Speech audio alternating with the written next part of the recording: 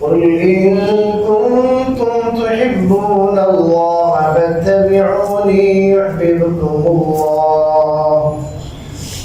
قال النبي عليه الصلاة والسلام: لا يؤمن أحدكم حتى أكون أحب إليه من والده وولده والناس أجمعين.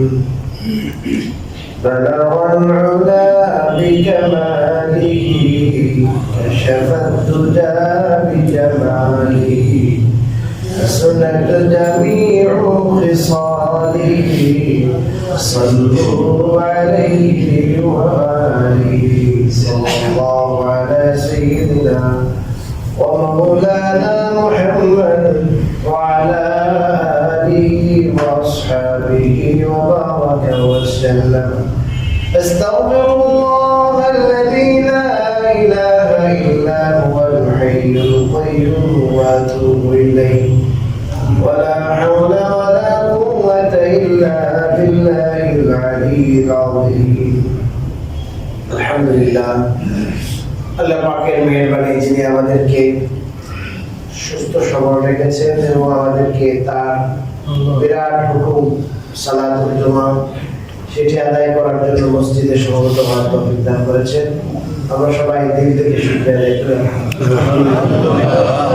আমরা গত সপ্তাহে আলোচনা করেছি রাসূল কারীম সাল্লাল্লাহু আলাইহি ওয়াসাল্লামের ভালোবাসার ব্যাপারে। আমরা রাসূলকে কেন ভালোবাসবো এই ক্যামেরা সম্পর্কে গত সপ্তাহে আলোচনা করেছিলাম। আসলে যে কোনো আলোচনাকে যদি আমরা গুছিয়ে আলোচনা করতে যাই, এ টু জেড সব বিষয়ে আলোচনা করি, তাহলে অনেক সময় ব্যাপার। কিন্তু আমাদের সামনে অনেক ইস্যু আছে, অনেক বিষয় থাকে, এই জন্য মোটামুটি একটি ধারণা দেওয়ার চেষ্টা করা হয়।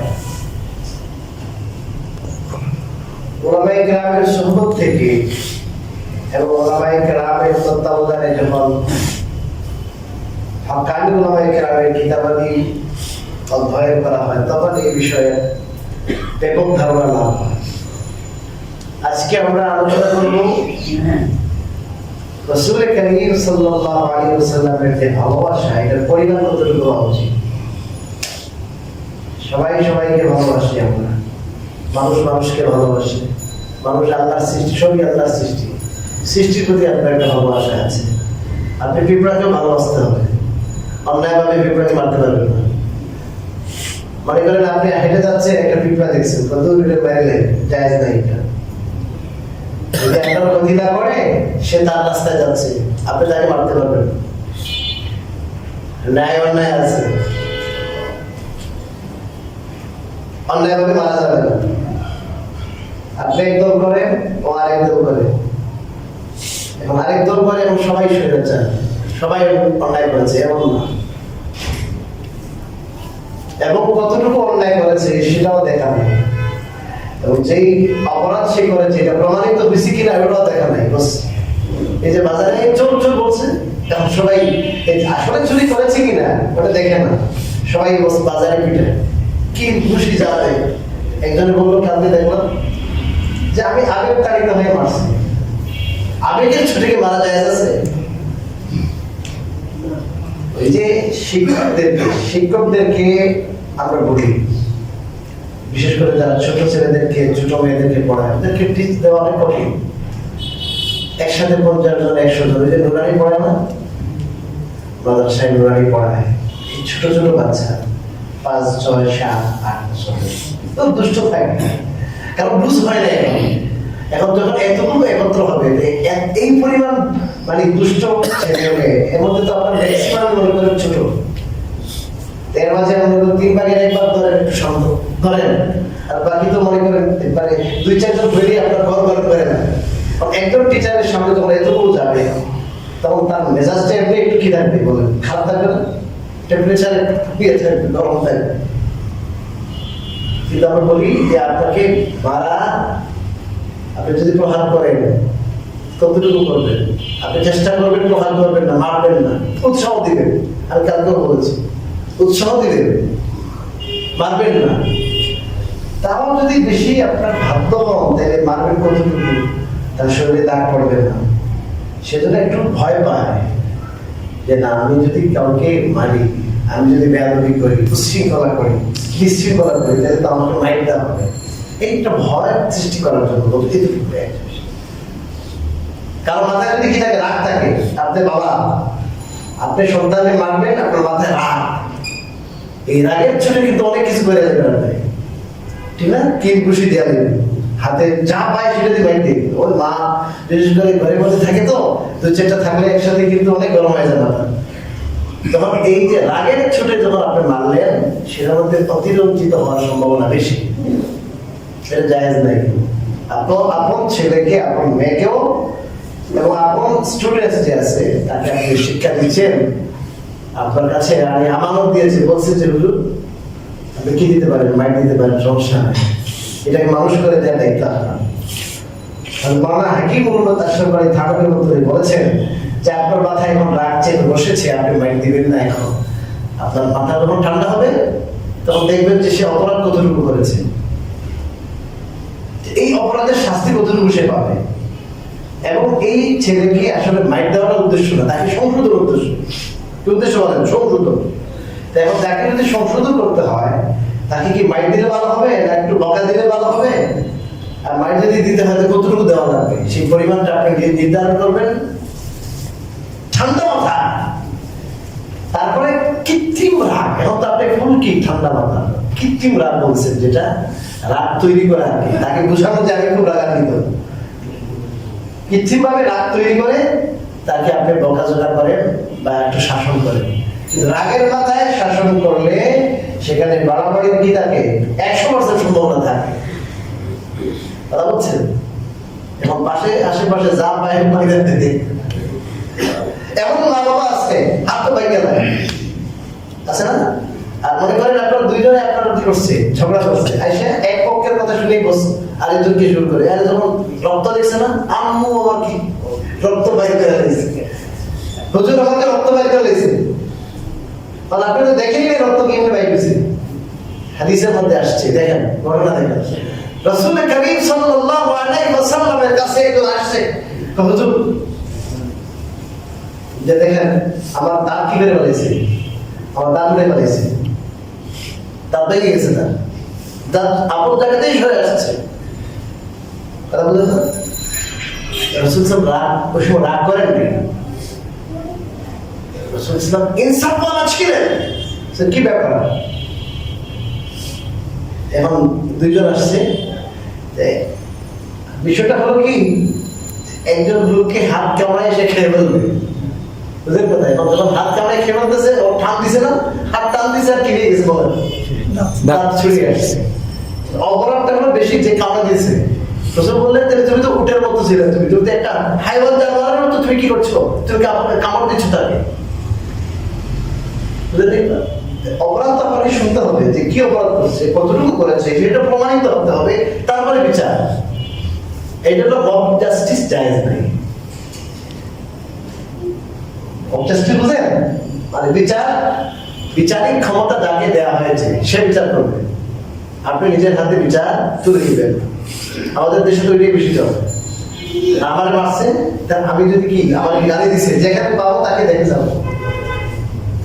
আমাদের এমনও জানা আছে, একটা এলাকা আছে ভৈরবের দিকে, এই গত সপ্তাহে হয়েছে, এর আগে হয়েছে, 54 বছর যাবত চলে আসতেছে, মারা হয়তো 54 বছর যাবত। এই পর্যন্ত আপনার 1 ডজনের থেকে বেশি মানুষ মারা হয়ে গেছে। এত এত মানুষ এক এলাকায়, আমরা গেলাম পাশের এলাকায়, আমরা কয়েকজন ক্ষতি দেখ হয়েছি এই মসজিদের আগে। আমরা বললাম যে আমরা প্রত্যেকে ওয়াদা করি যে আমরা এক জমা ওই এলাকায় যাই পড়াবো একসাথে, একযুগে। এই এলাকায় মনে করেন 14টা মসজিদ আছে, আমি বললাম যে ভাই 14টা মসজিদে আমরা 14 জন খতিব একসাথে যাবো, এই বিষয়ে আলোচনা করবো। প্রত্যেকে আমার মসজিদে বিদায় নেবেন। আমি আমার মসজিদে বলছি যে একটা জমা আমি পারবো না, বিভক্ত স্বার্থে, ঐক্যের স্বার্থে, অনেকগুলো মানুষ মারা যেতেছে। তো ওখানে ওই এলাকায় আমার ছাত্র আছে, ওদেরকে বললাম যে তুমি এ করো, প্রত্যেকটা মসজিদে ইমামদেরকে বলে দেবে যে আমরা আসবো। তো সেই এলাকায় আমরা একসাথে গেছি, একসাথে গেছি, একটা বড় হয়ে গেছে করে আর একটা গাড়ি করে চলে গেছে, যে সব বলতে আমরা বয়ান করলাম একই বিষয়। ওই এলাকায় এমন একটি ঘর নাই যে ঘরের মধ্যে কোনো কূপ নাই, যত ঘর আছে সবগুলো ঘর নষ্ট। দালান কোটা বলেন, টিনের ঘর বলেন, সব একই অবস্থা, এবারে জাতীয় যুগের মতো। আমাকে কেউ বলবে কিছু আর আমি থাকবো বলবে না, এটা বাজারে যায় লাগবে। এখন ঘর বাড়ি সব ধ্বংস, সব। এগুলো কেন ভাই? সেনাবাহিনী গেছে, সেনাবাহিনী যাইও আমাদেরকে শান্ত করতে হয়, পুলিশ গেছে হয়। আর দেখুন যেমন দলীয় লোকরা ওখানে দুই পক্ষে, এই পক্ষে হলে ওর পক্ষে হলে, এদের থেকেও টাকা খায়, ওদের থেকেও টাকা খায়, এই অবস্থা। আমাদের করণীয় কি? আমাদের করণীয় হলো আমরা আল্লাহর সৃষ্টিকে ভালোবাসতে জানবো। সে আল্লাহর সৃষ্টি, সে অপরাধ করতে পারে। অপরাধ করলে অপরাধের কি আছে বলেন? বিচার আছে। প্রথমে আপনি তাকে মাফ করে দেন, মাফ করতে যদি না জানেন, মহানুভবতা না থাকে, তার বিচার কোরআন হাদিসে যেমন আছে এবং দেশীয় আইনেও বিচার আছে। সেই বিচারটা কোরআন হাদিসের আলোকে হইতে হবে। আর যদি কোরআন হাদিসের বিচার যদি আপনি করতে না পারেন, বাধ্য হয়ে আপনার দেশীয় আইনের বিচার, সেটা সুযোগ দিতে হবে আপনাকে। নিজের হাতে যদি আপনি আইন নিজের হাতে উঠাই নেন, তাহলে এতে কি হয়? বিশৃঙ্খলা হয়। আপনি একজনের থেকে প্রতিশোধ দিবেন, দেখা যাবে আপনার পুরো গোষ্ঠী আপনার পাশে সাপোর্ট দিচ্ছে। এই কারণে হাজার হাজার অপরাধ করবে শুধু আপনার একটা অসতর্কতার কারণে। এই প্রতিশোধ পরায়ণতা, এটা হাজার হাজার অপরাধের মূল জিনিস হল প্রতিশোধ পরায়ণ। আমাকে এটা বললো কেন, আমাকে টাচ করলো কেন, আমাকে বকা দিল কেন, আমার নামে মামলা দিল কেন, 14 গোষ্ঠীর উদ্ধার করে যাবো। বিষয়টা হলো কি, আল্লাহ বলেছেন ইনসাফ, ইনসাফ করতে হবে। চায় সে আপনার দুশ্মন হোক, ইনসাফ করতে, ইনসাফ ছাড়া যাবে না তো। আপনারা যে ঘটনাগুলো দেখছেন, এটা কি ইনসাফ বলে যাবে? একজন মানুষকে এভাবে কি পিঠে মারতে হবে? এভাবে সাপকেও তো এরকম পিঠে মারলে কষ্ট লাগে। সাপও যদি একটা সাপ, একটা বিষাক্ত প্রাণী, সাপকেও তো মানুষ এভাবে মারে না। এই জন্য আমরা আবেগপ্রবণ হব না, বিবেককে কাজে লাগাইতে হবে এবং সেই বিবেককে কোরআন ও হাদিসের তাবে করতে হবে, কোরআন ও হাদিসের পরিণামী করতে হবে, ইসলামী শরিয়া। আল্লাহ রাব্বুল আলামিন আমাদের সবাইকে বুঝে আমল করার তৌফিক দান। দলীয় দ্বন্দ্বে যাব না, সবসময় মনে রাখবে এটা, পাওয়ার সবসময় থাকে না। অনেকে কিন্তু পাওয়ারের গরমাই থাকে, অনেক পাওয়ার আছে, এই পাওয়ার সবসময় থাকে না। কোরআনে কারিমে আল্লাহ বলেছেন এটা, কোরআনে কারিমে আল্লাহ এই কথা বলেছেন ওই সম্প্রদায়ের ব্যাপারে যারা শপথ করতো যে আমাদের জীবনও পতন হবে না। অবস্থা এমন যে দূর দূর পর্যন্ত পতনের কোন সম্ভাবনা দেখা যায় না। দুনিয়াতে যতদিন আছে ক্ষমতা আমার ততদিন, কেউ আমাকে ক্ষমতা চুপ করতে পারবে না। আমার পাওয়ার আছে, সমস্যা কি? আমার পিছনে ডানে আপনার উপরে সব দিক থেকে আমি সাপোর্ট পাচ্ছি। যখন মানুষ মনে করে আমার কোনদিন যাওয়ার নাই, আমার কোনদিন পতন নাই, আমার ডানে, আমার বামে, আমার সামনে, আমার পিছনে, আমার উপরে তলে সব দিক থেকে আমার কি আছে? কঠিন সাপোর্ট আছে। তখন মানুষ চিন্তা করে তাহলে আমাকে আর কোন চিন্তা করতে হবে না, আমাকে দেখার কেউ নেই। এই জন্য যে সমস্ত মানুষ কোরআনে কারিমে আল্লাহ বলেছেন এই সমস্ত চিন্তা করেছিল এবং শপথ করতে, শপথ আল্লাহর শপথ, আমাদের কোনো কি নেই, জাওয়াল নাই। আওয়ালাম তাকুনু আকসামতুম মিন ক্বাবলু মা লাকুম মিন জাওয়াল। আল্লাহ এদের পতন ঘটাই বলেন, এই তোরা কি শপথ করতি না যে তোদের কোনো কি হবে না, জাওয়াল হবে না, পতন হবে না? এখন কই তোরা? কখন হুট করে আল্লাহ তাআলা কি করেন এটা আল্লাহ ছাড়া কেউ বলবে? আমাদের সামনেই আছে আল্লাহর মাইন্ড, এটা কোনদিন কল্পনা থাকে না। এখন আল্লাহ রাব্বুল আলামিন সুকৌশলী, ওয়া মাকারু ওয়া মাকারাল্লাহ, আল্লাহ বলেন তারাও ষড়যন্ত্র করে, কৌশল করে না। আমিও কৌশল করি, রসুল। এই জন্য সবসময় আমরা শান্ত থাকার চেষ্টা করব, সবসময় আমরা ইনসাফ এবং ন্যায় পরায়ণ যেটা ন্যায় পরায়ণতা যেটা সেটাই আমাদের অভ্যাসে পরিণত করবো। সে যাই হোক, সে কাফের হোক, মুসলমান হোক, আপন দলের হোক, বিরোধী দলের হোক, সমস্যা। তো যাই হোক, বলেছিলাম যে রাসূল কারীম সাল্লাল্লাহু আলাইহি ওয়াসাল্লামকে আমরা কতটুকু ভালোবাসবো। গত সপ্তাহে গিয়েছে আমরা কেন ভালোবাসবো, আজকে আমরা বলবো কতটুকু ভালোবাসবো। সব সৃষ্টিকে তো ভালোবাসতে হবে, কিন্তু সর্বাপেক্ষা ভালোবাসতে হবে আল্লাহকে, তারপরে রাসূলকে। এখন রাসূলের ভালোবাসার পরিমাণটা কি হবে? পরিমাণের ব্যাপারে আমি সহিহ বুখারীর একটি হাদিস আপনাদের শোনাই। আব্দুল্লাহ বিন হিশাম থেকে বর্ণিত। তিনি বলেন, হযরত ওমর রাদিয়াল্লাহু তাআলা এর হাত ধরে রাসূল কারীম সাল্লাল্লাহু আলাইহি ওয়াসাল্লাম হাঁটতেছেন, হাত ধরেছে। তখন হযরত ওমর ইবনে খাত্তাব রাদিয়াল্লাহু তাআলা আনহু তিনি বলেন, ও নবীজি, লা আনতা আহাব্বু ইলাইয়া মিন কুল্লি শাইইন ইল্লা মিন নাফসি। ওমর বলেন, নবীজি, পৃথিবীতে যত জিনিস আছে, আমার যত আত্মীয়-স্বজন আছে, আমার আব্বা, আমার আম্মা, আমার ছেলে মেয়ে, আমার সহায় সম্পত্তি যত কিছু আছে, সমস্ত কিছু থেকে আপনাকে আমার ভালোবাসা কি বেশি। আপনার মহব্বত আমার অন্তরে এইসব কিছু থেকে কি বলেন বেশি। তবে ইল্লা মিন নাফসি, আমার নিজের মায়া, ব্যক্তির মায়া আছে না, প্রত্যেকে নিজে নিজেকে মহব্বত করে কিনা বলেন, চাচা চাচা জান বাসা। আমার নিজের থেকে কিন্তু কিনা বেশি মহব্বত না। আমার নিজের ছাড়া আমার যত কি আছে, সহায় সম্পত্তি আছে, যত প্রিয় জিনিস আছে, আমার প্রিয়জন আছে, এমনকি আমার মা বাবা, সবার থেকে আপনি বেশি প্রিয়। তিনি মনে মনে ভাবছেন যে এটা শুনে আল্লাহ রাসূল বোধহয় অনেক কি করবেন, লাইক করবেন, কথা পছন্দ করবেন, না ভালো কমেন্ট করবেন। রাসূল বলেন, না না, হয় নাই, এটুকু কিনা ইমানের জন্য যথেষ্ট না। আশ্চর্য হয়ে গেলেন। এবার তিনি রাসূল কারীম সাল্লাল্লাহু আলাইহি ওয়াসাল্লামকে একটু অপেক্ষা করেই বললেন, ওগো নবীজি, এখন তো আমি দেখতে পাচ্ছি যে আমি আমার প্রাণ থেকে আপনাকে বেশি ভালোবাসি। রাসূল বলেন, আল-আন ইয়া ইবনাল খাত্তাব, ওয়া ফি রিওয়ায়া আল-আন ইয়া উমর, ওয়া ফি রিওয়ায়া তাম্মা ঈমানুকা ইয়া ইবনাল খাত্তাব। হে খাত্তাবের ছেলে, হে ওমর, এখন তোমার ঈমান পরিপূর্ণ হয়েছে। সমস্ত জিনিস থেকে, সমস্ত প্রিয়জন থেকে, মা বাবার থেকে, ছেলে সন্তান থেকে, সবার থেকে বেশি এমনকি নিজের থেকে কি বেশি, নিজের থেকে বেশি। এটা প্রমাণ কি? এটা বুঝবো কেমনে যে আমার নিজের থেকে রাসূলের মহব্বত ভালো বেশি কিনা? এটা প্রমাণ হলো মুহাদ্দিসিন কেরাম লিখেছেন। মনে করে আপনার সামনে দুটো অপশন আছে। একটা অপশন হলো রাসূল কারীম সাল্লাল্লাহু আলাইহি ওয়াসাল্লামকে নাউযুবিল্লাহ হত্যা করা হবে, আর আপনাকে হত্যা করা হবে। তবে যদি আপনি নিজেকে পেশ করতে পারেন, তাহলে রাসূলকে হত্যা করা হবে না। আর আপনি যে অপশন নেন, যদি রাসূলকে হত্যা করা হয় আপনাকে করা হবে না, আপনাকে করা হবে রাসূলকে করা হবে না।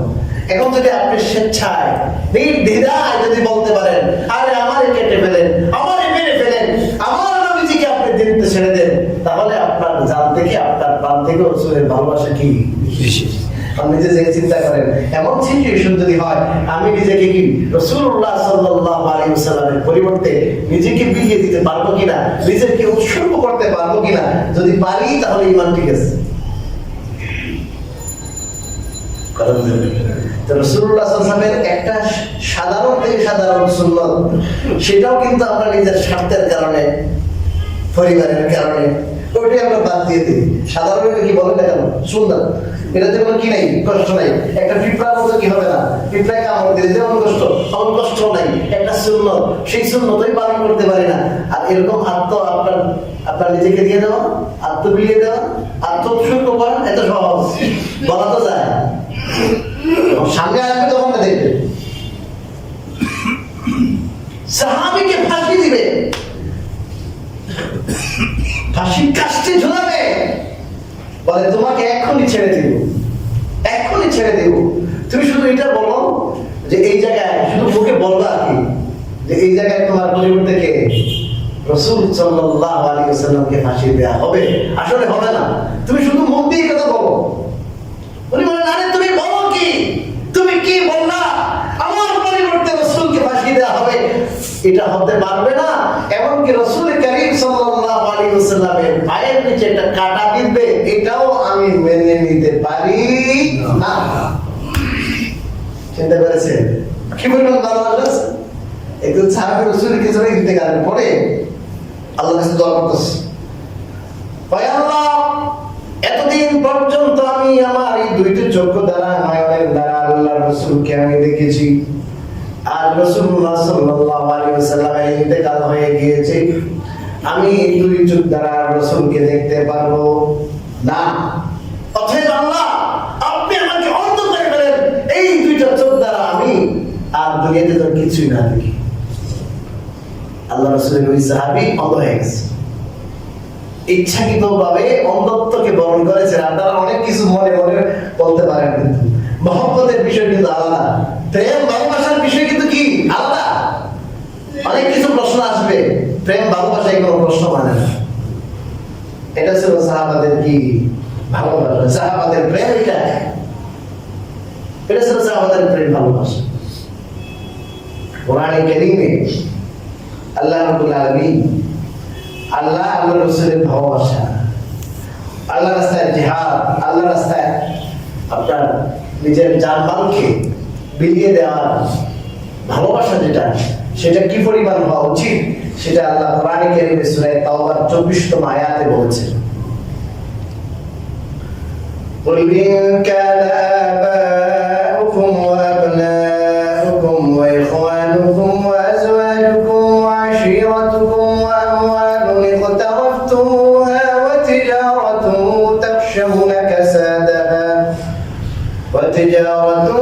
تَخْشَوْنَ كَسَادَهَا وَمَسَاكِنُ تَرْضَوْنَهَا أَحَبَّ إِلَيْكُمْ مِنَ اللَّهِ وَرَسُولِهِ فَتَرَبَّصُوا حَتَّى يَأْتِيَ اللَّهُ بِأَمْرِهِ। এর মধ্যে আছে এটা আল্লাহ রাব্বুল আলামিন 8টা জিনিস, পৃথিবীতে মানুষ যে সমস্ত জিনিসকে পছন্দ করে, ভালোবাসে, এরকম 8টা জিনিসের কথা বলেছেন। এই 8টা জিনিসের ভালোবাসা যদি আল্লাহ থেকে, রাসূল থেকে আর আল্লাহর রাস্তায় জিহাদ থেকে যদি তোমাদের অন্তরে বেশি থাকে, তাহলে তোমরা অপেক্ষা করো, আল্লাহর পক্ষ থেকে শাস্তির অপেক্ষা। হুমকি দিয়েছেন আল্লাহ। কয়টা জিনিসের ভালোবাসা? এক নম্বর বলেছেন, কুল ইন কানা আবাউকুম, আবাউকুম মানে নিজেদের বাপ দাদা। নিজের বাবার প্রতি মহব্বত আছে না নাই? হ্যাঁ, ঊর্ধ্বতন পুরুষ যারা, বাবা দাদা, এদের। আবনাউকুম ছেলে সন্তান, এখানে মেয়েরাও আছে। নিজের ছেলে নিজের মেয়েদের প্রতি ভালোবাসা আছে না নাই? কথা বলেন, আছে না নাই? আরে নিজের জন্য যা করে না, ছেলে মেয়েদের জন্য তার থেকে কি করে, বেশি করে। আমার খাওয়ানোর দরকার নাই, আজকে এক পিস মাছ শর্ট করছে, আমার মেয়েটাই খেয়ে ফেলো, কি করো? কথা বলেন না? হ্যাঁ, ছেলে মেয়েদের জন্য এত কিছু করেন, শরীর মানে না। 5টা বছর যদি একটু ঐচ্ছিকভাবে চাকরির মেয়াদ দিয়ে করতে হবে, 5টা বছর যদি একটু কষ্ট করি, আমার ছেলে মেয়েদের কি হবে? কথা বলেন, ভবিষ্যৎ হবে। ছেলে মেয়েদের কি হবে? ভবিষ্যৎ। অফিসার শরীরে মানে না, আর কত দৌড়ানো অফিসে, তারপরেও কিন্তু সকালে সকালে যাওয়া লাগে। আরো যে বাড়ি রাস্তাঘাটে ঝামঝট, এই পরিমাণ সকালে বেরোলে জাম বের হয়ে যায়, ঘুমটাও পুরো না হয় না, রাত্রে কারেন্ট থাকে না, আবার অফিস টাইমে আগে আগে যাওয়া লাগে। কি করুন? আমার ছেলে মেয়েদের তো কি আছে? কথা বলেন, ভবিষ্যৎ। ছেলে মেয়েদের ভবিষ্যতের দিকে চাইয়ে নিজের আরামকে সে একবারে হারাম করে। আল্লাহ বলেন, তোমার ছেলে মেয়েদের ভালোবাসা, এর বেশি মানুষের অন্তরে মজ্জাগত, এটা স্বভাবজাত ভালোবাসা। ভালোবাসা কি যা? স্বভাবজাত। 3 নম্বর বলেছেন, ওই ইখওয়ানুকুম, ভাই বেরাদর। নিজের ভাই যদি বাস্তবে কোনো মানুষ হয়ে থাকে, ভাইয়ের প্রতি কোনো জেদ থাকবে না, হিংসা থাকবে না। কিন্তু আজকাল কিন্তু সম্পত্তির বয়ে পড়ে ভাই ভাইয়ের মারে, আছে না? কিন্তু আসলে ভাইয়ের টান টানে। কথা বলেন, এক পেটে থাকে আসছে, একই মায়ের সন্তান, একই বাবা সন্তান। কত নম্বর গেছে কথা বলেন? 3। 4 নম্বর বলেছেন ও আজওয়াজুকুম, এটা বিবি বিবি ওয়াইফের মহব্বত, বাস্তব বিবি যদি স্ত্রী হয়, এর জন্য তো সব বিয়ে করেছে, বিয়ে করার আগ পর্যন্ত তার ঠিকই ছিল সব। এটা একটা দুটো টিউশনি করতে প্রস্তুত, টাকা লাগে না ওটা, তো আবার একটা ব্লাড দিছে চলে। কারণ বিয়ে করছে, এখন খরচ বেড়ে গেছে, বউয়ের অনেক চাহিদা, এটা ওইটা ওইটা। এখন এই দুনিয়ার আপনার এত কষ্টের উপার্জন, কি বাংলাদেশে হবো না, কাতারে যাওয়া লাগে, সৌদিতে যাওয়া লাগে, ওমানে, দুবাইতে, ওখানে যে নিজে নিজে পাক করে খাওয়া লাগে, লেবার কিনি করা লাগে, ওই ছাগল জরম লাগে, হালিসি করা লাগে, যান খারাপ কর্মী অসুবিধা নেই, জায়গা। প্রবাসীর জীবনের কষ্ট আমরা দেখে এসেছি, একবার দেখুন অনেক কষ্টে। সারাদিন যখন মানুষ ক্লান্ত শ্রান্ত হয়, বিকালে যখন আসে, এখন বাসায় আসে কি করে, বিবিসাকে একটু পাটি খেয়ে দিবে, একটু ঠান্ডা দিবে, একটু শরবত দিবে, একটু বাতাস বাতাস করবে, একটু সারাদিন যা কষ্ট সব কষ্ট পানি হয়ে যায়, ঠিক না? তো তবে কিছু কিছু ব্যতিক্রম আছে, অফিস টফিস করে কষ্ট করে এসেছে, আসার পরে এখানে গরম। আমাদের আল্লামা বাবুলুগুরি রাহিমাহুল্লাহ বলতেন, জুনাইদ বাবুলুগুরি হাদিসের ব্যাখ্যায় বলেছেন আমাদের, যে হাদিসে আছে মহিলারা আপনার স্বামীর নাশুকরি করে, অনেক মহিলারা। উনি বলেছেন যে 10,000 টাকার বাজার করলো, বড় মাছ আনছে, এটা আনছে, ওইটা আনছে, 2 টাকার কাঁচামরিচ জানে নাই, ভুলে গেছে, 10 মিনিট বাড়ার দিন, তোমার ঘরের জীবনে শান্তি পেল, সব ভুলে গেছে, 2 টাকা কি আনে নাই, কাঁচামরিচ জানে নাই। এমনও আছে, ব্যাককল কতগুলো আছে, এমন একটা বাজার আগে নাই, ভুলে গেছে, একটা কথা বলে দিছে, আসার সাথে সাথে তুমি এটা আনছো না, এটা করবেন না আপনারা। উনি এসেছেন বাইরে থেকে, রোদ থেকে এসেছেন, কষ্ট করে এসেছেন, এটা তো আপনি পরে পাওয়া যাবে, এটা কোথায় পরে পাওয়া যাবে? আপনি ওনাকে আরামে চিন্তা করেন, এই ঘরের মধ্যে বেহারাম সৃষ্টি হয় কেমনে? আকলের অভাবে, বুদ্ধির অভাবে। বুদ্ধি করলে অনেক কিছু উদ্ধার করা সম্ভব, বুদ্ধি নাই, আকলের সমস্যা। তো যাই হোক, যদি বুদ্ধিমতী হয়, বাস্তবে স্বামীর প্রতি ভালোবাসা থাকে, তাহলে আপনার সারাদিনের কষ্ট 10 মিনিট হয়ে যায়, পানি হয়ে যায়। কিন্তু যারা প্রবাসী, এদের যে সকালে এই সারাদিন কষ্ট করলো, বিকেলে এসে একবার টাইট হয়ে শুয়ে আছে, এখন পাক করে দেওয়ার কি নেই, নিজে নিজে কি করতে হবে, পাক করতে হবে। কি যে কষ্টের জীবন! বিবির কারণে, বউয়ের কারণে, বউয়ের লাইফ, বউয়ের ভবিষ্যৎ, বউয়ের রিজিক রুটির কারণে সে প্রবাসে যেতে বাধ্য। এত মহব্বত, এত ভালোবাসা। অনেক মানুষ দেখছি আপনার বউয়ের মুরিদ হয়ে যায়। আমি বলি এটার নাম বউ মুরিদ।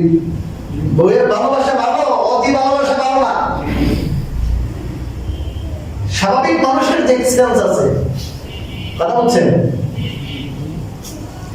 স্বাভাবিক মানুষের সেন্স আছে, আকল আছে।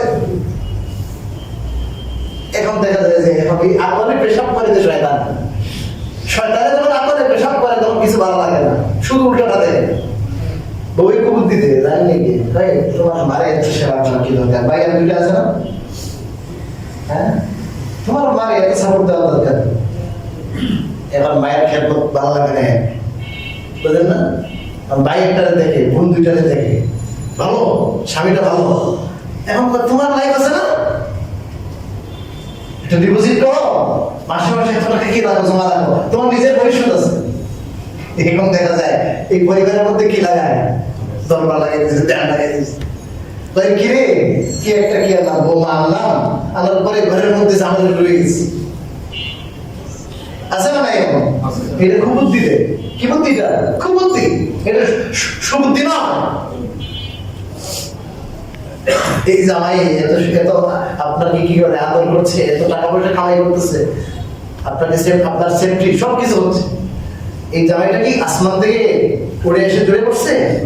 এটা আপনার এই মায়ের ঘর থেকে এসেছে, 9 মাস মায়ের ঘরে ছিল, 2 বছর দুধ পান করাইছে, এত বছর পর্যন্ত, আর 4-5 বছর পালন করে দিয়া আপনার স্বামী বানাইছে। স্বামী আসমান থেকে, আসমান ভেঙে পড়ে যায়, এটা বুঝতে হবে তো আপনাকে। ও মায়ের খেদমত যারা করে, মায়ের সেবা করে, আত্মীয় স্বজনের সেবা করে, সহিহ বুখারীর হাদিসে আছে এর রিজিক রুটিতে কি হয়? বরকত হয়। বলেন রিজিকে কি হয়? বরকত হয়। হাদিসে আছে যে চাও তোমার হায়াতে বরকত, তোমার রিজিকে বরকত, তুমি তোমার আত্মীয় স্বজনের সাথে ভালো ব্যবহার করো, তাদের হক আদায় করো, টাকা পয়সা তাদের জন্য ব্যয় করো। কথা বুঝলেন না? তাহলে আল্লাহ তাআলা কি দিবেন? হায়াতে বরকত দিবেন, তাই আপনার স্বাস্থ্যের মধ্যে কি হবে বলেন? বরকত হবে, রোগ বালাই কম হবে, আপনার জীবনযাত্রার মান উন্নত হবে। কিন্তু বইয়ের বিদেশে কি খবরদার বেশি দিও না, মাঝে মাঝে একটু জায়গা দেখে ভাগে একবার। আরে মায়ের পিছনে যদি 2-4 হাজার খরচ হয়, তাহলে 2-4 হাজারের বদৌলতে 2-4 লাখ টাকা আসবে, 2-4 লাখ টাকা আসবে। এটা বুঝে না? আল্লাহর খাজানা, আল্লাহর খাজানা অদিন হবে। মায়ের দোয়া করবে, আরে দোয়া লাগবে না, দোয়া লাগবে না মায়ের। যদি ভালো বউ হয় তবে তোমার মায়ের বেশি খেদমত করো, তুমি বাইরে চলে যাও, আমি মায়ের খেদমত করবো। আমি কথা বলছেন, আর না হয় মায়ের অভিশাপ পাবে, অভিশাপে আপনার স্বামীর জীবন শেষ, আর স্বামীর জীবন শেষ হলে স্ত্রীর জীবন শেষ। কথা বলছেন? আপনার বউয়ের অনেক সময় কি দেয়? কুবুদ্ধি দেয়। কুবুদ্ধি নেবেন না, সুবুদ্ধিটা নেবেন। আবার অনেক স্বামী আছে উল্টোটা, এই আমি কি তোর গরিব দেখি, তোর কথা চলবো, কথা বলার লগে লগে ফায়া হয়ে যায়। এটা বউ থাকে, আরে বাবা সব এটা ভয় থাকে, আরে কি করবো আর কি করবো, এটা আশ্রয় হয়ে আসে ঘরের মধ্যে। সবার সাথে ভালো আচরণ করে, ঘরে আসে আশ্রয় হয়ে যায়। এমন এমন স্বামী আছে না? কথা বলেন, সবার সাথে সে আচরণ করে, কথা বলেন, ভালো আচরণ করে, সবার সাথে খুব ভালো মানুষ, খুব ভালো মানুষ। আর ঘরের মধ্যে বউয়ের কাছে গেলে, ছেলে মেয়েদের কাছে গেলে এমন কঠিন রুড় আচরণ, এটাও ঠিক না। বাড়াবাড়ি ছাড়াছাড়ি, একটা কি বলেন বাড়াবাড়ি, একটা কি ছাড়াছাড়ি। বাড়াবাড়ি ছাড়াছাড়ির মাঝখানে আছে যে বউয়ের পরামর্শ নিতে হবে। সে যদি ভালো পরামর্শ দেয়, হ্যাঁ না না না তোমারটা ঠিক, হ্যাঁ ঠিক, ভালো কথা বলছে, ভালো কথা বলছে, এটা তাকে নিতে হবে। সে বুঝতে হবে যে আমি ওনার লাইফের একটা লাইফ পার্টনার, আমি লাইফ পার্টনার। এটা ইসলামী শরীয়তের কথা। তো কোন দিকে যাবো, কথা অনেক অনেক হয়ে যেতেছে। আপনার আছেন তো আমার সাথে? মূল মূল কথা, মূল পয়েন্ট আবার আসবে ইনশাআল্লাহ। এই যে সূরা হুদাইবিয়া হলো, রাসূল কারীম সাল্লাল্লাহু আলাইহি ওয়াসাল্লাম জানেন ওমরা পালন করবেন, সাহাবায়ে কেরাম সহ আসছে। এখন কোরবানি তো এরা রাজি হচ্ছে না, কুফারে কুরাইশের কাফেররা এরা বলে না, এই বছর আপনি ফিরে চলে যেতে হবে, এই বছর আসবেন না, আগামী বছর আসবেন, তাও 3 দিন থাকবে। এমন এমন সন্ধি যে হলো, সাহাবায়ে কেরাম তেলের বিপরীত চলছে। ওমরা ইহরাম বাঁধিয়েছে, বুঝলেন না? এবছর কি করতে দিবে না, ওমরা করতে দিবে না। এই বছর মক্কায় আসতে পারবেন না, চলে যান, চলে যান। আগামী বছর আসবেন, তাও আগামী বছর আসলে মাত্র দিন 3 দিন থাকতে পারবেন, চোখের ঠিক থাকা। তরবারি আনবেন, তরবারি খাবের ভিতরে ভিতরে ঢুকে আনবেন, কবের তরবারি আনতে পারবেন না। আর অনেক কথা, আমাদের এখান থেকে যদি কেউ যায় মদিনায়, রিটার্ন করে দিতে হবে। আর মদিনার কেউ যদি আমাদের এখানে আসে, আমরা রিটার্ন করবো না। সব উল্টা পাল্টা কথাবার্তা। রাসূল বলেন সব মানবে। ওমর ইবনে খাত্তাব বলেন, আল্লাহ রাসূলকে বলেন, ও নবীজি আমরা কি সত্য, আমরা আল্লাহর বিশ্বাসী না, আমরা আপনি কি সত্য নবী না? হ্যাঁ সব ঠিক আছে, আল্লাহ ঠিক, রাসূল ঠিক, সব ঠিক। তাহলে আপনি কেন এদের কথা বলতেছেন? কেন এত এত মতো জানো কেন আমরা? কোন কথা নেই, হাসি। আবু বকরের কাছে যে আবু বকরকে বলে, ভাই এই কি হইতেছে, কল দেখি, আমরা তো রাসূলের জন্য জীবন দিতে এসেছি, আমরা ভাই আমাদের ইসলাম করেছি। ভাই এদের দাম বুঝে নিয়েছে, আল্লাহ রাসূলের হাতে হাত দিছে, আর আল্লাহ বলেছেন যে আমার হাতও রাসূলের হাতের উপরে, সাহাবাদের হাতের উপরে। বাবা রে বাবা, এই গাছের নিচে কি দিছে? বায়াত হয়েছে। আর আল্লাহ বলেন এটা তো রাসূলের হাতে বায়াত না, এটা যেন ইয়াদুল্লাহি ফাওকা আইদিহিম, সাহাবাদের হাতের উপরে। কার হাত? আরে কি কিন্তু আছে এখন সাহাবাদের বিদ্বেষী, সাহাবাদের সমালোচনা করে, আছে না নাই? আরে ভাই সাহাবাদের সমালোচনা করে কোন ইসলাম? অনেক ইসলাম, ইসলাম হুকুম কি করবো, কথা বলেন, কায়েম করবো। আবার ভাই সাহাবাদের কিও করে, আল্লাহ রাসূল এছাড়া কাউকে আমরা সত্যের নাম পাড়ি মানি না। ঠিক আছে, আল্লাহ রাসূল মানে, আল্লাহ রাসূল পাইতে বলে সাহাবায়ে কেরাম ছাড়া কোনো কি নাই। উপায় ইন্নাল্লাযী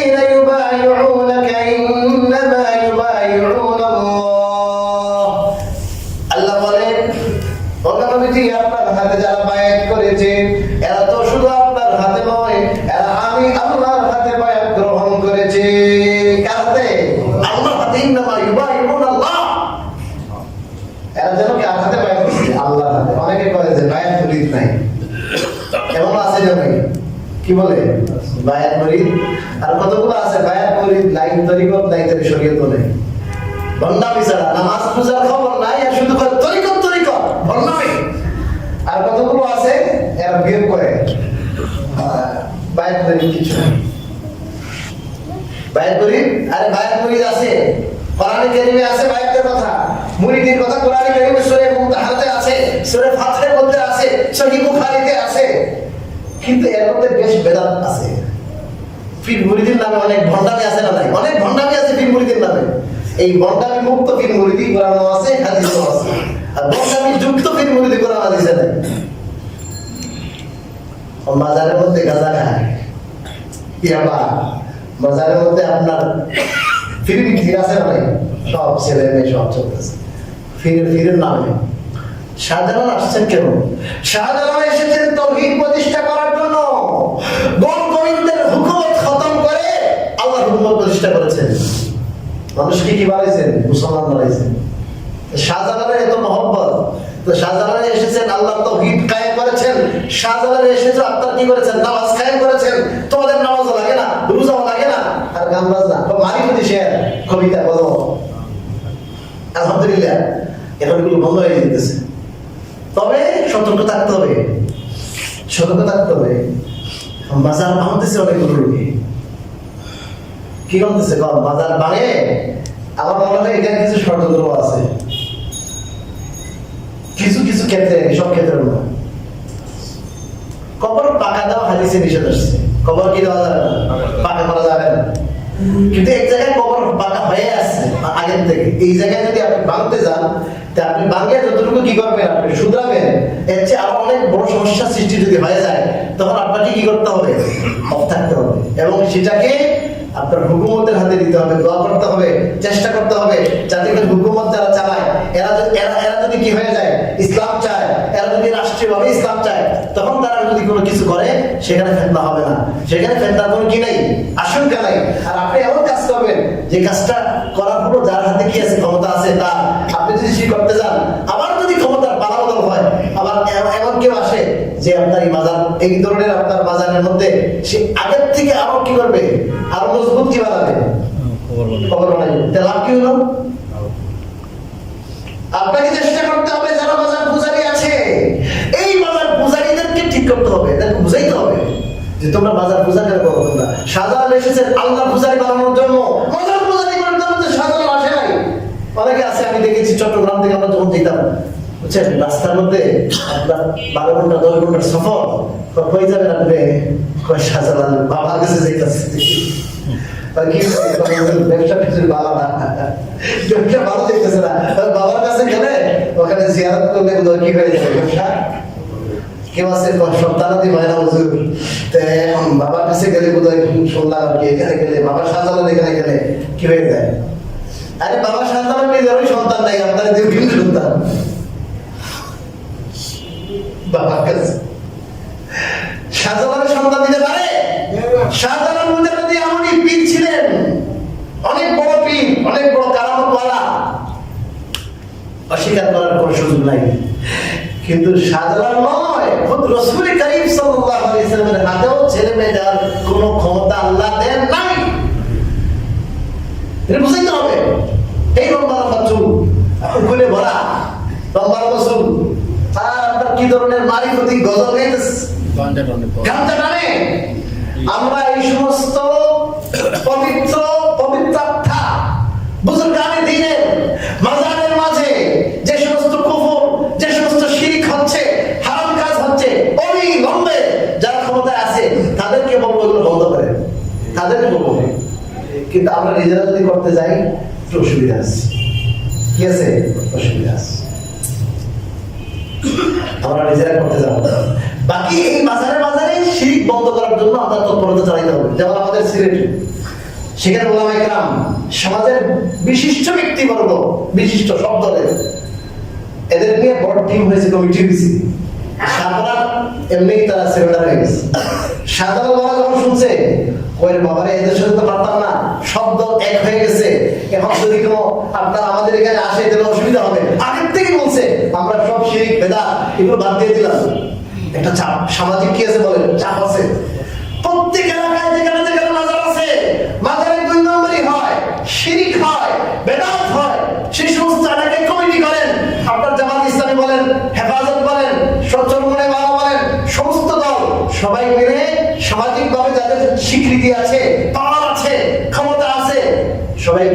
কমিটি করেন, একটা মাহফিল করেন, এখানে বড় মসজিদের মধ্যে এই বিষয়ে আলোচনা করেন, কোরআন ও হাদিসের আলোকে মানে পরিষ্কার আছে তো এগুলো, এরকম কোনো একতলাপ নাই তো। যার মাঝাবে যে একতলাপ আছে, এই মাঝারের ক্ষেত্রে কোনো একতলাপ নাই। মাঝারে আপনার তফ করা যাবে না, কোনো একতলাপ নাই, কোনো মতানক্য নাই। পীরের কাছে কিছু চাওয়া যাবে না, কোনো মতানক্য নাই। কোনো আপনার ফুল ছড়ানো যাবে না, কোনো মতানক্য নাই। উপরে ছাদের দেওয়া যাবে না, কোনো মতানক্য নাই। এখানে আপনার মাজার বাবার সম্মানার্থে বাতি জ্বালানো যাবে না, কোনো মতানক্য নাই। এগুলো সব ইসমাঈ বিষয়, সমস্ত ইমাম একমত, কোরআন হাদিসে পরিষ্কার আছে। এগুলো শোনাই দেন, জাতিকে শোনা রাখবো। আমি ডক্টর আফম খালিদ সাহেবকে আমি অনুরোধ করবো, ইতিমধ্যে ওনার সাথে আমি দেখা করেছি, ধর্ম উপদেষ্টার সাথে আমি দেখা করেছি এবং 11 দফা দিয়েছি ওনার কাছে লিখিতভাবে। আলহামদুলিল্লাহ উনি অ্যাকসেপ্ট করেছেন। তবে উনি বলেছেন, আমাকে বলেছেন এই কথা, ধর্ম উপদেষ্টা আমাকে বলেছেন যে আপনারা এখন তো করতেছেন ভালো কাজ, কিন্তু এখন বাজার কেন বানাতেছে আমার বুঝে আসতেছে না, আমাদেরকে বিব্রত করার জন্য এগুলো করা হচ্ছে। উনি আমাকে বলেছেন এই কথা। আমরা ব্যাংকে গেছিলাম, তো ওই মাজারের কথা যখন আসছে তো এই কথা উনি বলেছেন যে আমাদেরকে বিভিন্নভাবে এই স্বৈরাচারী আপনার এই সরকারের যে কিছু দোষর আছে এরা বিভিন্ন রূপ দিচ্ছে, রূপ নিয়ে আমাদেরকে বিব্রত করছে। কারণ আমাদের সন্দেহ হচ্ছে যে এই ধরনের কিছু কিনা উনি এই কথা বলেছেন।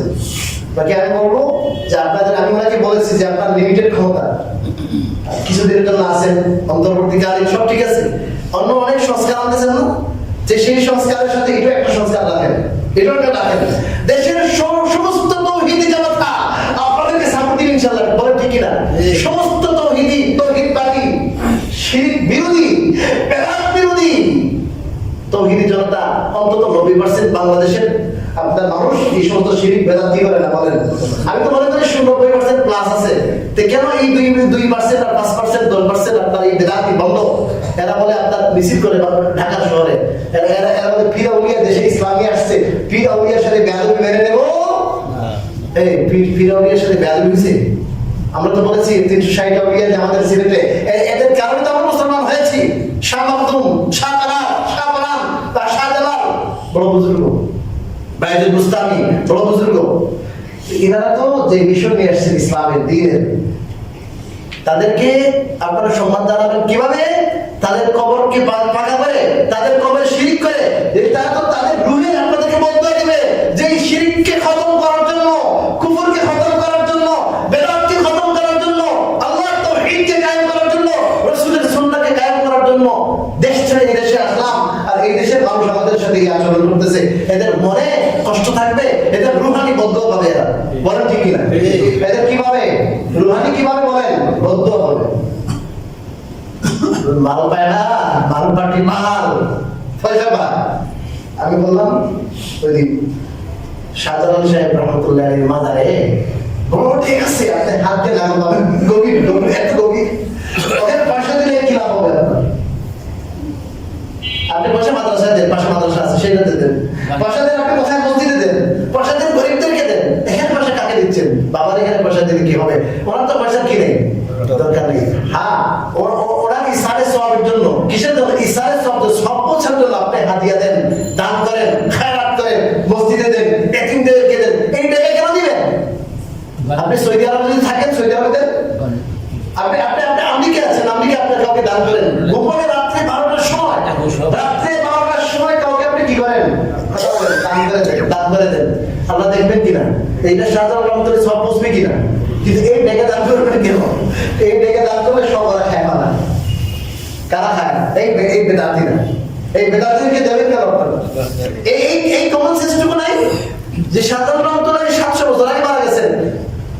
এই শাহজালাল রহমতুল্লাহ এই টাকা তো পাবেন না, ভাই জিন্দা বলি সব দেখবে। গাঞ্জার টাকা লাগানো এই তুই কইতেছে আমাদেরকে কিসের টাকা? ওই গাঞ্জার টাকা লাগে না, এই গাঞ্জা কামি টাকা দিয়ে। তা আলহামদুলিল্লাহ ওখানে কোনো বেশিটা নাই, আগের থেকে কম ছিল। আর এখন আমরা আলহামদুলিল্লাহ আমাদের ওলামায়ে কেরাম, আমিও বারবার যোগাযোগ করতেছি, চেষ্টা করতেছি। আপনারা এইভাবে চেষ্টা করেন, যে তরিকা বললাম ওইটা হলো আসল তরিকা।